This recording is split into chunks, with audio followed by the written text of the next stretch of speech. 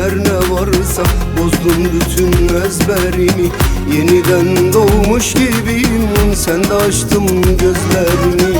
Aşka dair her ne varsa bozdun bütün ezberimi, yeniden doğmuş gibiyim. Sen de açtın gözlerimi. Diktin aşkın bayrağını kalbimin orta yerine. Mağlup ettin yüreğimi, şampiyonsun sen. O can yakan gülüşünle, ömre bedel gözlerinle, rakipsiz güzelliğinle şampiyonsun sen. Gönlümün lideri sensin, tanımam kralı gelsin. Bu alemde bir tek sensin, şampiyonsun sen.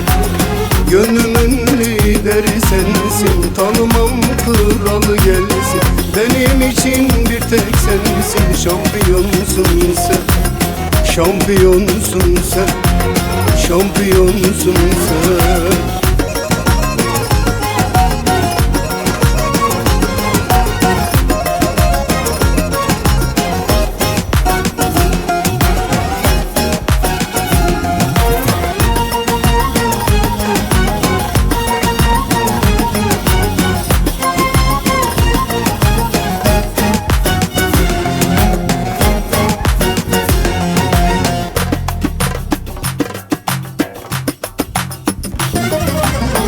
Ben aşk diye senden önce hep hikaye okumuşum.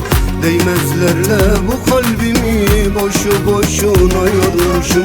Ben aşk diye senden önce hep hikaye okumuşum. Değmezlerle yüreğimi boşu boşuna yormuşum. Diktin aşkın bayrağını kalbimin orta yerine. Mağlup ettin yüreğimi, şampiyonsun sen.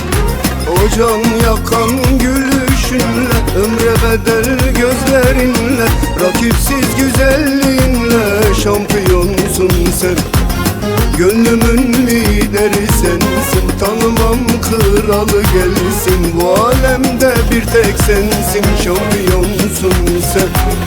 Gönlümün lideri sensin, tanımam kralı gelsin. Benim için bir tek sensin, şampiyonsun sen. Şampiyonsun sen, şampiyonsun sen.